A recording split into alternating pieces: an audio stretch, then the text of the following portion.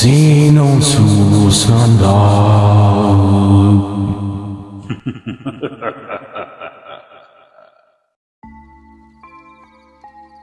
Magandang gabi po sa lahat ng tagapakinig. Sa isang tahimik na bayan sa Negros Oriental, may isang lalaki na nagngangalang Ruel. Akala niya'y simpleng probinsya lang ang lugar. Hanggang sa maranasan niya ang bangungot na hindi niya kailanman malilimutan. Ang bangungot ng barang. Itago niyo na lamang po ako sa pangalang Ruel. 29 years old. Isa po akong construction foreman mula sa Maynila.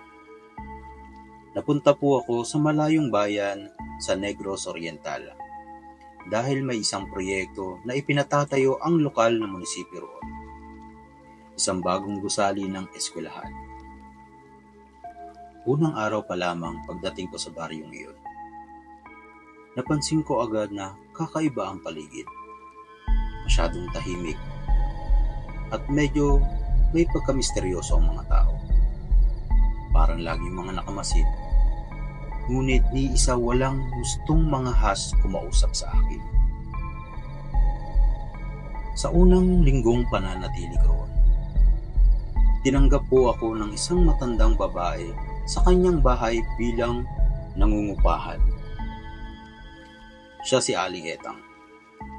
Isang matandang tahimik, payat, at may malalalim na mata. Hindi raw ito madaldal, pero laging nasa tabi, parang laging nakikinig.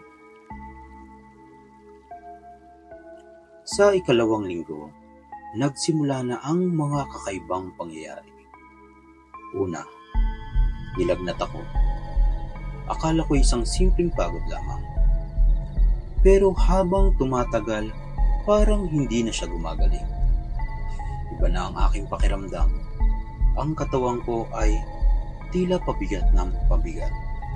Ang sikmura ko ay parang hinahalukay at lagi na akong nahihilo. At sa hindi maintindihang dahilan, tila may humihila sa aking hiningang tuwing gabi. Maghahating gabi, palagi akong nagigising sa mga ganitong oras dahil sa mga naririnig kong kaluskos sa kisabi. Tila may gumagapang o naglalakad. At minsan pa'y may naririnig akong sa boses garalgal ng isang matandang babae. Bumubulong ito.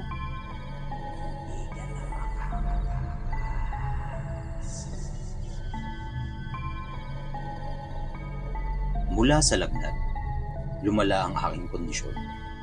Namayat ako. Nagkaroon ng malalalim na eye bags. At may mga sugat sa katawan ko na hindi ko alam kung saan nanggaling. Isang gabi, habang ako'y natutulog, dahil sa malamig na hangin na dumampi sa aking katawan, pagmulat ng aking mga mata, may nakaupo sa aking bandang paanan.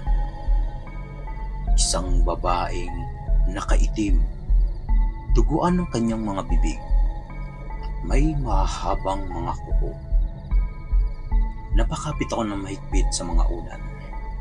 Hindi ako makasigaw. Dahil patuloy sa paghina ang katawan ni Ruel, dinala na siya ng kanyang katrabaho sa isang bantog na albularyo sa baryo, si Mang Kaloy. Pagpasok pa lamang ni Ruel sa kubo ni Mang Kaloy, biglang bumagsak na lamang ang lampara at umusok ito ng kulay itim. Hinawakan ni Mang Kaloy ang ulo ni Ruel at napapikit. Barang ito, iho. Sinumpa ka. May taong galit sa'yo at ginamitan ka ng uod, buhok at pako na nasa loob ng katawan mo. Lumabas si Mang Kaloy at bumalik itong may daladalang mangkok. Sa ritual, pinilit niyang ilabas ang mga laman na ipinakain kay Ruel sa espiritu. Isinuka ni Ruel ang buhok, uod at kalawanging pako.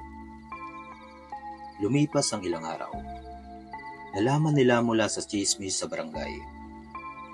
Si Ruel pala ay nakagalitan si Aling Etang noong hindi niya sinasadyang mabangga niya ang altar ng matanda.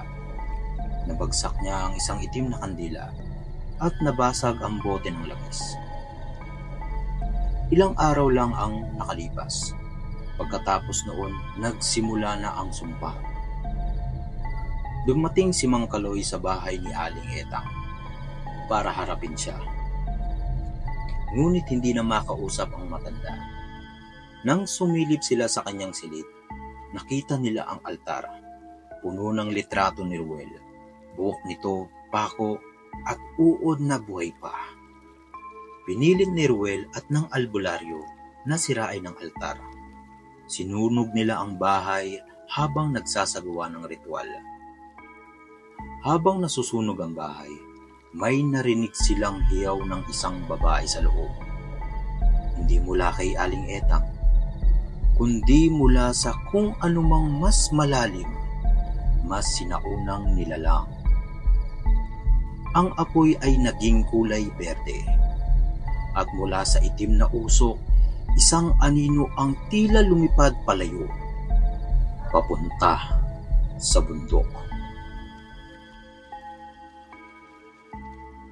Matapos ang lahat ng pangyayari, unti-unting bumalik ang lakas ni Ruel. Pero ang kanyang pangangatawan ay hindi na kagaya ng dati. Mababakas pa rin sa katawan ni Ruel ang mga sugat na natamo niya dahil sa barang. Ngunit kahit natapos na ang lahat, may mga pagkakataon na nananaginip pa rin siya ng masasama. At isang gabi, habang siya ay nasa Maynila na ulit, may naririnig siyang bulong. Babalikan kita.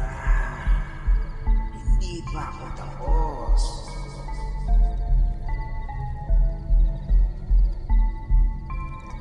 Hindi lahat ng sugat ay nakikita. Hindi lahat ng bangungot ay natatapos sa paggising. Si Ruel ay nakaligtas sa barang. Pero ang tanong, hanggang